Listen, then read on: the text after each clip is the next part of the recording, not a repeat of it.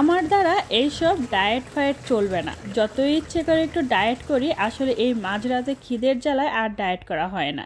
Hello everyone, আসসালামু আলাইকুম। চলে আসছি নতুন আরও একটি ডেইলি ব্লগ নিয়ে। আজকের ব্লগটাও রাতের ব্লগ। রুই মাছের ঝোল রান্না করব লাল লাল ঝাল ঝাল করে। তার জন্য এখানে নিয়েছি পেঁয়াজ কুচি, কাঁচামরিচের ফালি, পেঁয়াজের পাতা কুচি, সেই সাথে নিয়েছি টমেটো কুচি করে, ধনিয়া পাতা কুচি, আর নিয়েছি কয়েকটা শিমের বিচি আর আস্ত কিছু ঢেঁড়স।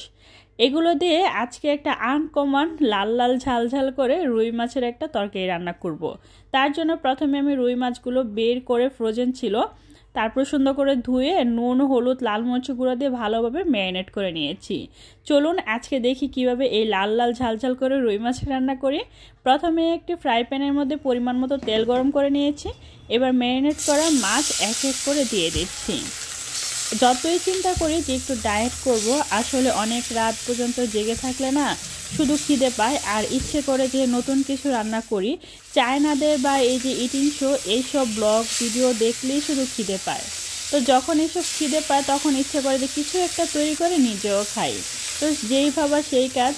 তো ভাবলাম যে আজকে নতুন একটা কিছু রান্না করি। তার জন্য টমেটো দিয়ে আর শিমের বিচি, ভেন্ডি সব কিছু দিয়ে একটা রুই মাছের লাল লাল ঝাল ঝাল রান্না করব। তো এই যে কথা বলতে বলতে মাছগুলো ভাজা হয়ে গিয়েছে, আর ওই কড়াইয়ের মধ্যে আমি বেশি করে পেঁয়াজ কুচি দিচ্ছি। আর এখন পেঁয়াজের যা দাম, তাই খুব বেশি দেওয়া যায় না, কিন্তু এটাই এখন অনেক বেশি। যাই হোক, পেঁয়াজ কাঁচামরিচ একটু ভেজে নিয়েছি, দিয়ে দিচ্ছি আদা রসুন পেস্ট পরিমাণ মতো। এবার এই তেলের মধ্যে দিয়ে দিচ্ছি স্বাদ মতো নুন, হলুদের গুঁড়ো, লাল মরিচের গুঁড়ো, দিয়ে দিচ্ছি ধনিয়া গুঁড়ো। এবার দিয়ে দিচ্ছি টমেটো ও পেঁয়াজ পাতা। এবার এগুলো সব পুরো একসাথে খুব ভালোভাবে কষিয়ে নিতে হবে। অনেকটা সময় নিয়ে কষিয়ে নিয়েছি, একটু পানিও দিয়ে দিয়েছিলাম। এবার একটু ভালোভাবে কষিয়ে নিচ্ছি। আর এটা যখন খুব ভালোভাবে কষানো হয়ে যাবে, দেখতেই পাচ্ছেন উপর থেকে তেল ভেসে উঠছে। তো আমি আবারও একটু নেড়ে ছেড়ে দিচ্ছি। আর কত সুন্দর একটা কালার, তাই না? এই পর্যায়ে আমি দিয়ে দিচ্ছি এখানে শিমের বিচিগুলো। এখানে অল্প কয়েকটা শিম ছিল, তো বিচিওয়ালা শিম, তো বিচিগুলো আমি নিয়ে নিয়েছি আর শিমগুলো ফেলে দিয়েছি।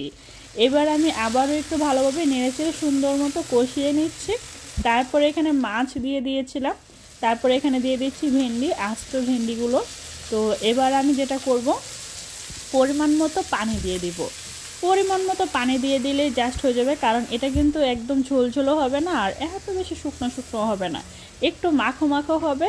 তাই এরকম করে দিয়ে দিচ্ছি। আচ্ছা, এইরকম করে হজবরল কোনো রান্না কি আপনারা করেছেন? আমার মনে হয় না কেউ করেছে, কারণ শিমের বিচিও আছে, ভেন্ডিও আছে, আবার টমেটো আছে। কেমন না? রান্নার লাস্ট পর্যায়ে আমি ধনিয়া পাতা কুচি দিয়ে দিয়েছি, আর একদম আমার রান্নাটা কিন্তু হয়ে গিয়েছে। আর সব সময় যেটা করি, যে কোনো রান্নার মধ্যে আমি একটু সালাদ নেওয়ার চেষ্টা করি।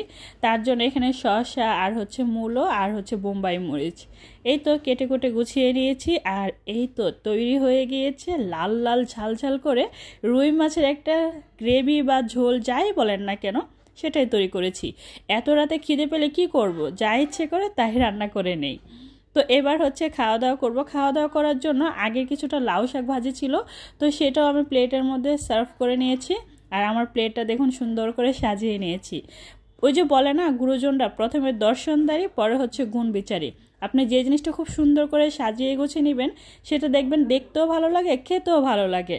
তো ভিডিওটা কেমন লাগছে অবশ্যই কমেন্ট করে জানাবেন, ঠিক আছে? ভালো লাগলে লাইক কমেন্ট শেয়ার করতে ভুলবেন না। চ্যানেলটা সাবস্ক্রাইব করে রাখবেন, পেজে লাইক ফলো দিয়ে সবসময় সাপোর্ট করবেন। সেই সাথে এই লাল লাল ঝাল ঝাল করে রুই মাছের রান্নাটা কিন্তু অসাধারণ হয়েছে। তো আজকে এই পর্যন্তই। সবাই ভালো থাকবেন, সুস্থ থাকবেন। আল্লাহ হাফেজ।